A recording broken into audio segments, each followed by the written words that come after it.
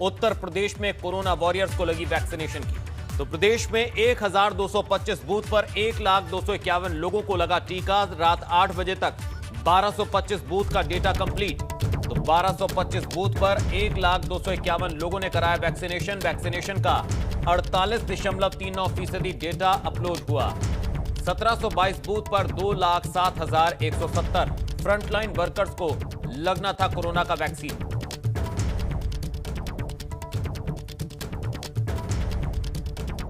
UP में Covid vaccine के दूसरे चरण में फ्रंटलाइन वर्कर्स का टीकाकरण हुआ है।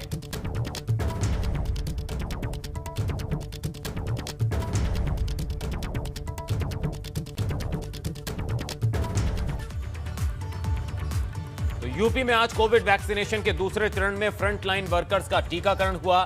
दो तस्वीरें हम आपको दिखाने जा रहे हैं। आगरा में एडीजी, कमिश्नर, आईजी, एसएसपी और नगर आयुक्त ने वैक्सीन लगवाई।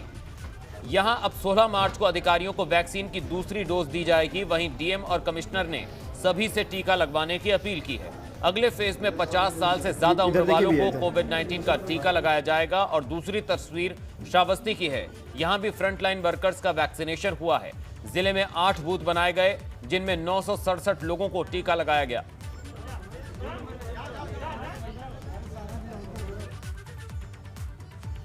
तो 2022 में विधानसभा चुनाव के भले ही अभी तक 1 साल का वक्त बचा है, लेकिन लगता है कि कांग्रेस पार्टी अभी से चुनावी मोड में आ चुकी है।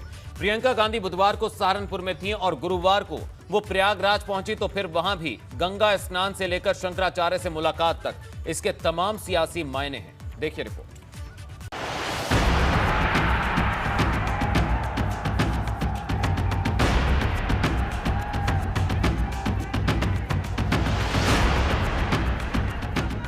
ये सियासत है। समझ लीजिए कि यहाँ मौका और माहौल के हिसाब से मोहरे और चाल चलने का चलन है। आखिर ये करे भी क्या? सबका अंतिम लक्ष्य तो कुर्सी ही है। अब इन्हें ही ले लीजिए। ये कांग्रेस महासचिव प्रियंका गांधी इन दिनों प्रयागराज से लेकर सहारनपुर तक अपनी भाव भंगिमाओं से शायद 2022 विधानसभा चुनाव के लिए बड़ी भूमिका तैयार करने में जुटी हुई। लगता है कि इन्होंने और इनकी पार्टी ने यह तय कर लिया है कि अब गंगा स्नान करना पड़े, आचमन करना पड़े तो क्या हुआ, सब करेंगे। मंदिर मजार पर मत्था टेकना पड़े तो क्या हुआ, मत्था भी टेकेंगे। चुन्नी भी ओढ़ लेंगे। माथे पर तिलक लगाना पड़े तो वो भी लगा लेंगे। गले में रुद्राक्ष पहनना पड़े तो क्या हुआ, वो भी पहनेंगे। और कंधे पर भगवा धारण करना पड़े तो वो भी धारण करेंगे। यही नहीं, आगे भी जो बन पड़ेगा वो भी करेंगे। और ये हम यूं ही नहीं कह रहे हैं। बीते 24 घंटे में प्रियंका गांधी ने जितने हिंदू प्रथा प्रतीकों को पेश किया है, उससे तो ये साफ है कि मुकाबला बहुत टफ है। और अब रफ टफ सियासत करने से काम नहीं चलने वाला। आखिर सवाल यूपी की सत्ता में वापसी का है, जो इनके लिए किसी सपने की तरह। राहुल गांधी युवा से अनुभवी हो गए, लेकिन यूपी के लोगों ने उनके अनुभव को भाव ही नहीं दिया। अब बारी बहन प्रियंका की है। वैसे भी वो 2022 चुनाव में कांग्रेस का चेहरा है। तभी बीजेपी को प्रियंका गांधी की मौजूदा राजनीति पर निशाना साधने का मौका मिल गया। मैं किसी नेता के किसी कृत्य पर टिप्पणी नहीं करता, लेकिन इतना जरूर है कि कहीं भी स्नान हो, लेकिन जनता के बीच में कोई रहे और जनता की जो परेशानियां, उनकी वास्तविक परेशानियों को से रूबरू अगर आदमी हो तो ज़्यादा अच्छा है। वहीं समाजवादी पार्टी की क्या कहें, खुद उन्हीं की जुबानी सुन लीजिए। देखिए, प्रियंका गांधी जी एक अच्छी हिंदू हैं और हाई कास्ट हिंदू हैं। और जैसे आपको याद होगा, बचपन में कबीरदास जी के दोहों में पढ़ा था हमने कि दुख में सिमरन सब करें, सुख में ना कोई। अब वो इस वक्त दुख में हैं, बहुत लोअर उस पर पहुंच गई है कांग्रेस। तो अब उनको अपने पैदा करने वाले की याद आ रही है, तो जा रही, तो इसमें हर्ज क्या है, उससे दुआ कर रही हैं। बहरहाल प्रियंका गांधी ने प्रयागराज में गंगा स्नान किया, नौका की सवारी भी की। शायद कांग्रेस की डूबी हुई सियासी लुटिया को सत्ता और सियासत की गंगा में फिर से खेया जा सके। वैसे मिशन यूपी को पॉसिबल बनाना है तो फिर विरोधियों की लकीर इतनी बड़ी है कि उससे बड़ी लकीर खींचने के लिए लकीर का फकीर बनने से काम भी नहीं चलने वाला। Bureau report, ABP Ganga. तो प्रयागराज पहुंची प्रियंका गांधी वाड्रा के संगम तट पर लापरवाही बरतने की बात सामने आ रही है। नाव पर बैठने के दौरान प्रियंका ने सेफ्टी जैकेट उतार दी और ना ही उन्होंने कोविड प्रोटोकॉल के तहत मास्क लगाया था। वहीं प्रियंका गांधी ने बिना किसी ट्रेनिंग के गहरे पानी में खुद कुछ दूर तक खुद ही नाव चलाई। ऐसे में सोशल मीडिया पर प्रियंका पर लापरवाही बरतने का आरोप लग गया है। प्रशासन ने इस मामले में कोई कार्रवाई नहीं की, लेकिन जिम्मेदार अफसरों का कहना है कि अगर कोई शिकायत मिलती है तो जांच के आधार पर कार्रवाई भी होगी।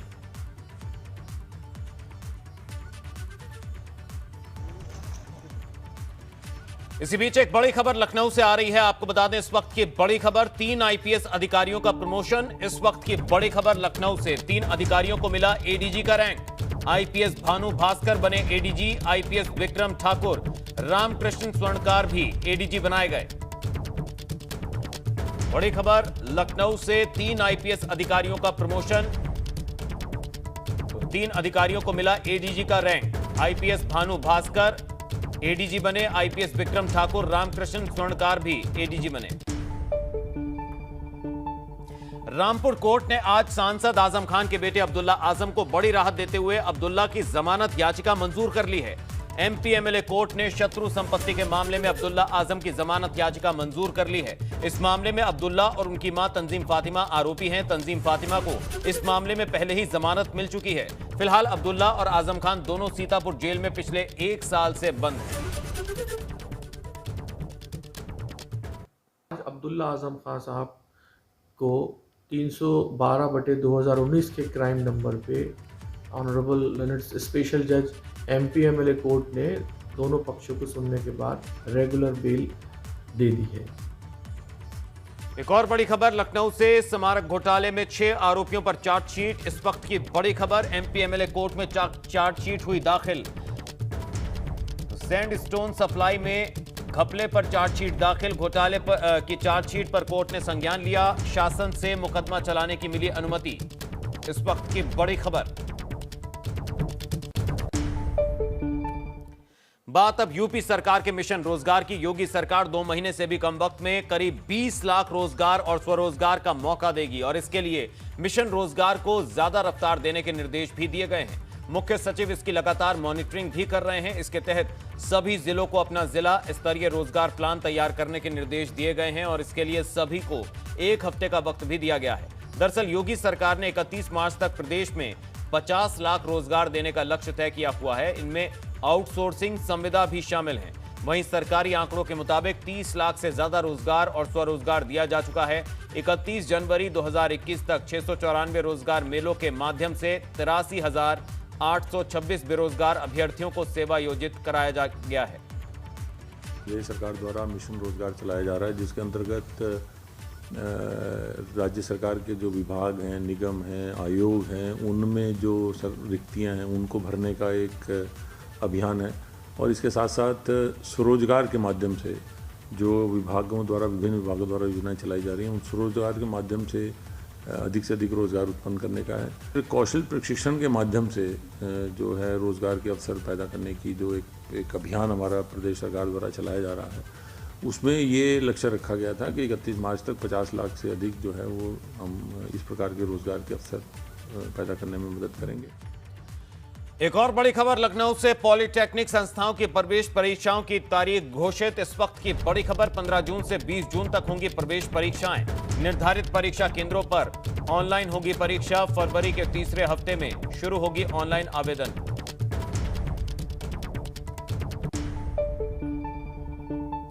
वहीं यूपी सरकार के औद्योगिक विकास मंत्री सतीश महाना का कहना है कि 4 साल में यहां औद्योगिक विकास विभाग में बड़े स्तर पर काम हुआ है। इस विभाग ने प्रदेश में इंडस्ट्री का स्वरूप बदल दिया है और हमने पारदर्शी तरीके से विभाग में काम किया। इस दौरान विभाग में लंबे समय से जमे लोगों को भी बदला गया है।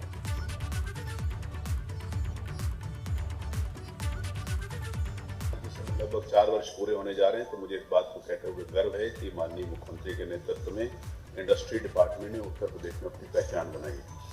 हमने बहुत सारे ऐसे रिफॉर्म्स किए हैं जिसके कारण एक पारदर्शिता आई। हम सबको मालूम है कि नोएडा हो चाहे यूपी सीडा हो, पहले जिसको यूपीएसआईटीसी कहते थे कॉर्पोरेशन, हमने उसको अथॉरिटी बनाया। हमने सेंट्रलाइज सेवा का निर्णय लिया और सारी अथॉरिटीज को जिस प्रकार से डेवलपमेंट अथॉरिटीज में सेंट्रलाइज सेवा के माध्यम से एक दूसरे को ट्रांसफर किया जा सकता है, हमने उस बात को किया। उससे जो जमे हुए लोग थे उनको इस बात का पता चला कि नहीं, अब दूसरे जगह भी जाकर काम करना पड़ेगा, तो एक पारदर्शिता ही काम करना है। वहीं 14 फरवरी को मथुरा के दौरे पर जाएंगे सीएम योगी। इस वक्त की बड़ी खबर, देवराह घाट का लोकार्पण करेंगे सीएम। देवराह बाबा के समाधि स्थल पर घाट का लोकार्पण करेंगे मुख्यमंत्री योगी आदित्यनाथ। इस वक्त की बड़ी खबर।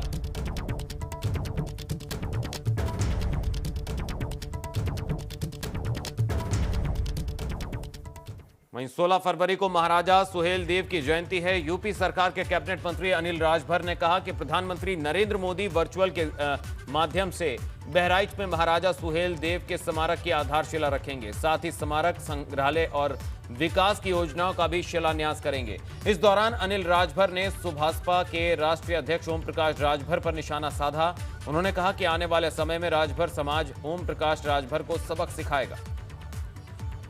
16 फरवरी जो बसंत पंचमी का दिन है और महाराजा सुहेलदेव का जन्म दिवस भी है। हमारे श्रद्धेय मुख्यमंत्री जी ने फैसला किया है बहराइच में एक भव्य स्मारक राष्ट्रवीर महाराजा सुहेलदेव जी का बनाने। वहीं बहराइच में पूर्व मंत्री अनुपमा जायसवाल ने अपने विधानसभा क्षेत्र के लिए 5 करोड़ की परियोजनाओं का लोकार्पण किया, जिसके जरिए शहर की तमाम सड़कों का विस्तारीकरण किया जाना है। साथ ही नई सड़कों का निर्माण कार्य भी किया जाएगा। दीनदयाल उपाध्याय की पुण्यतिथि के पावन मौके पर अनुपमा जायसवाल ने कहा कि भारतीय जनता पार्टी की सरकारें बड़े पैमाने पर विकास का काम कर रही हैं। मंत्री जी की मैं बहुत बहुत आभारी हूँ कि उनकी घोषणा के अनुरूप आज बहराइच सदर विधानसभा में त्वरित आर्थिक विकास योजना के अंतर्गत 5 करोड़ की लागत से बनने वाली 6 महत्वपूर्ण सड़कों का आज लोकार्पण कार्यक्रम हुआ है। आप देख सकते हैं कितना हर्ष और उत्साह है। सदर विधानसभा से इतने सारे कार्यकर्ता यहाँ पर पधारे हैं और केवल लोकार्पण ही नहीं हुआ है, लोकार्पण के साथ हाथों हाथ कार्यकर्ताओं ने अभिनंदन भी माननीय मुख्यमंत्री जी का किया है। 16 फरवरी से प्रदेश सरकार युवाओं के लिए मुख्यमंत्री अभ्युदय योजना का शुभारंभ करने जा रही है। कंपटीशन की तैयारी करने वाले युवा इस योजना का फायदा रजिस्ट्रेशन कराकर ऑफलाइन या ऑनलाइन क्लासेस के जरिए उठा सकते हैं। इस सिलसिले में बागपत के डीएम ने आज कलेक्ट्रेट में इस बारे में जानकारी दी। आपको बता दें कि कोई भी इस योजना के तहत बनाए गए पोर्टल abhyuday.up.gov.in पर जाकर अपना रजिस्ट्रेशन करा सकते हैं। अभ्युदय योजना, इस योजना के अंतर्गत मुझे लगता है कि जो भी हमारे नौजवान साथी या जो भी हमारे ऐसे विद्यार्थी हैं जिन्होंने 10+2 या कॉलेज पास किया है और कॉम्पिटिटिव एग्ज़ाम्स की तैयारी करने के इच्छुक हैं, चाहे वो किसी भी प्रकार की हो, चाहे वो सिविल सर्विसेज की हो, चाहे वो बैंकिंग की हो, चाहे वो हमारे जो अलाइड पुलिस फोर्सेज हैं CAPF का एग्ज़ाम होता है उसके हों, इन सभी की तैयारी के लिए इस योजना के अंतर्गत बनाए गए पोर्टल abhyuday.up.gov.in पर जाकर अपना रजिस्ट्रेशन कर सकते हैं।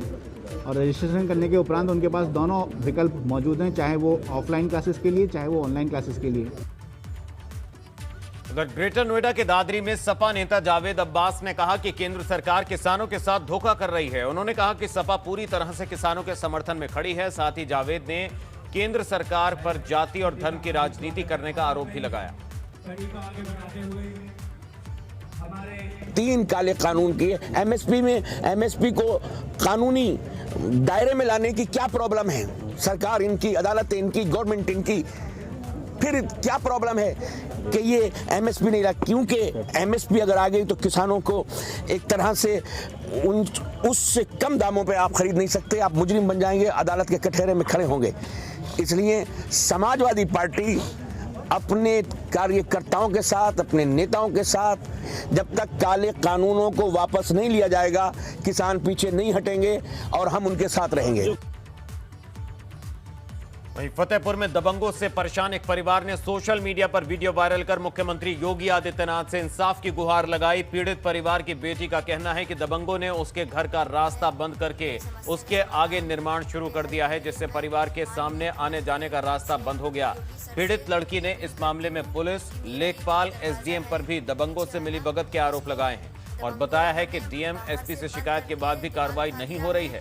परिवार ने कहा है कि अगर उन्हें न्याय नहीं मिला तो सभी सदस्य आत्महत्या कर लेंगे। और इसमें नकली ठेकेदार का पूरा हाथ है, और जबकि वो नंबर 2 का काम करता है और ये काम अकरम खान, इसरत अली, सईद नज्जा और डॉक्टर अफजाल खान, ये चारों पार्टनर करवा रहे हैं। और लखनऊ में गुरुवार को उस वक्त एक बड़ा हादसा होने से टल गया जब चौक थाने के सामने कई क्विंटल सरिये से लदी एक पिकअप वैन पलटते पलटते बच गई। पिकअप वैन पर जरूरत से ज्यादा सरिया लदा हुआ था। एसीपी आईपी सिंह के ड्राइवर उपेंद्र राय ने अपनी सूझबूझ से राहगीरों की जान बचा ली।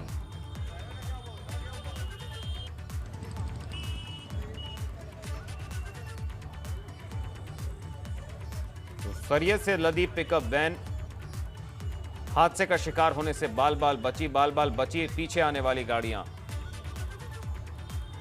उधर आगरा में गुरुवार को फतेहाबाद तहसील में रजिस्ट्री दफ्तर में एक किसान से दबंगों ने मारपीट की। मामला एक जमीन के पैमाने से जुड़ा है। बताया जा रहा है कि किसान जमीन की रजिस्ट्री करवाने के लिए गया था, लेकिन वहां पर उसकी जमीन पर किसी दूसरे के नाम से पैमाना कर दिया गया और इस बात का विरोध करने पर दबंगों ने किसान से मारपीट शुरू कर दी, जिसके बाद किसान ने थाने में दबंगों के खिलाफ शिकायत दर्ज करवाई। उधर बीएचयू परिसर में एक बार फिर विवाद गहरा गया। यहां के बिरला छात्रावास में गोली चलने की खबर से हड़कंप मच गया। यहां एमपी एड द्वितीय वर्ष के छात्र मुकेश पांडे पर फायरिंग की खबर है। आरोप बिहार के बक्सर के अवैध रूप से रह रहे छात्र क्षितिज पर लगा है। मुकेश बिरला छात्रावास के कमरा नंबर 70 में रहता है और उस पर 3 राउंड फायरिंग हुई, लेकिन एक फायर मिस हो गया। इस बीच मुकेश भागने की कोशिश करने लगा तो उस पर पिस्टल की बट से हमला किया गया। सूचना पर पहुंची लंका पुलिस ने कुछ लोगों को हिरासत में लिया है। घायल छात्र को ट्रॉमा सेंटर में इलाज के लिए भर्ती कराया गया। मौके पर कई थाने की पुलिस पहुंची और कार्रवाई कर रही है।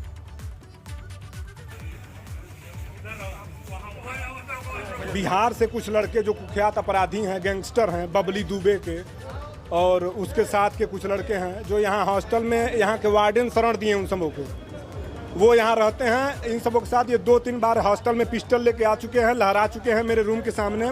और आज मैं जब सोया था, सो के उठा हूँ, मैं बाहर जा रहा था चाय पीने, दिन भर में चूँकि लाइब्रेरी में था, उठ के मैं जा रहा था, तब तक ये सब बाहर गाड़ी खड़ा किए थे। गाड़ी में 4-5 पिस्टल ये लोग रखे थे। मैं उठा हूँ तब तक ये तुरंत बोला है कि रुक रुक रुक रुक, और मैं रुका हूँ वहाँ पे। अंदर से पिस्टल लेके आया, सीधे गोली चला दिया मेरे ऊपर। उधर लखनऊ में एयरपोर्ट पर कस्टम विभाग की टीम को बड़ी कामयाबी हाथ लगी है। यहां दुबई और शारजाह से लखनऊ पहुंचे 3 यात्रियों के पास 1038 ग्राम सोना मिला है। तीनों यात्री ट्रॉली बैग के हैंडल में छिपाकर सोना लेकर पहुंचे थे। जब्त किए गए सोने की कुल कीमत करीब 50 लाख रुपए से ज्यादा बताई जा रही है। कस्टम के अधिकारियों ने तीनों यात्रियों से पूछताछ की है।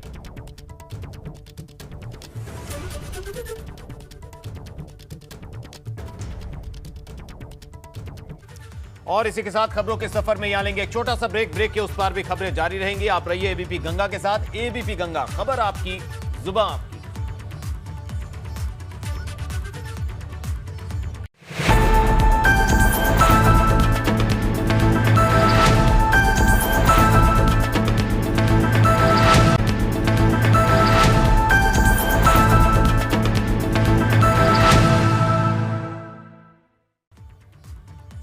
ब्रेक के बाद आपका स्वागत है। आप देख रहे हैं प्रदेश एट 360 और खबरों की रफ्तार जारी है। अब खबर आग को लेकर, तो यूपी में शहर शहर आग का कहर देखने को मिला। यहां के टीपी नगर थाना क्षेत्र के मलियाना में एक लकड़ी के गोदाम में भीषण आग लग गई, जिससे काफी नुकसान हुआ है। हालांकि कोई जनहानि नहीं हुई। वहीं दूसरी तस्वीर श्रावस्ती की है। यहां एक फल व्यापारी के बंद पड़े मकान में आग लग गई। आग लगने से घर में रखा कैश और सारा कीमती सामान जलकर राख हो गया। वहीं सूचना के बाद भी फायर ब्रिगेड की टीम मौके पर नहीं पहुंची।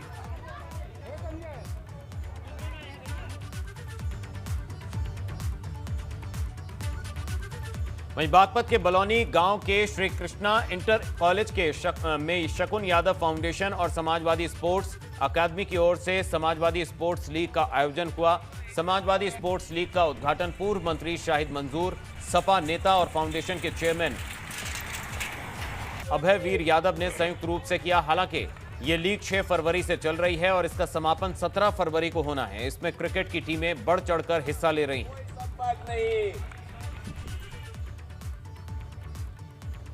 लगभग 1 महीने से बंद चल रहा कानपुर प्राणी उद्यान 12 तारीख से लोगों के लिए खोल दिया जाएगा। चिड़ियाघर पहले कोरोना की वजह से 7 महीने से बंद चल रहा था, उसके 2 महीने तक चिड़ियाघर को खोला गया। लेकिन 9 जनवरी को उत्तर प्रदेश में कानपुर चिड़ियाघर से बर्ड फ्लू का पहला मामला सामने आया, जिसके बाद एहतियात के तौर पर चिड़ियाघर को दर्शकों के लिए बंद किया गया। तब से लगातार चिड़ियाघर बंद रहा। अब जब चिड़ियाघर से भोपाल भेजी गई चारों रिपोर्ट नेगेटिव आई हैं, तो जू प्रशासन ने मीटिंग कर चिड़ियाघर को खोलने के आदेश जारी किए हैं। उधर जोशीमठ में फिर से आपदा की आहट हो रही है। ऋषि गंगा के मुहाने पर झील बन रही है, ऐसा दावा जियोलॉजिकल एक्सपर्ट ने किया है। एचएनबी यूनिवर्सिटी के प्रोफेसर नरेश राणा ने ऋषि गंगा का निरीक्षण किया। साइज के बारे में कोई अंदाजा नहीं है, क्योंकि यहाँ से ये पूरी तरह से नहीं दिख पा रहा है, लेकिन ये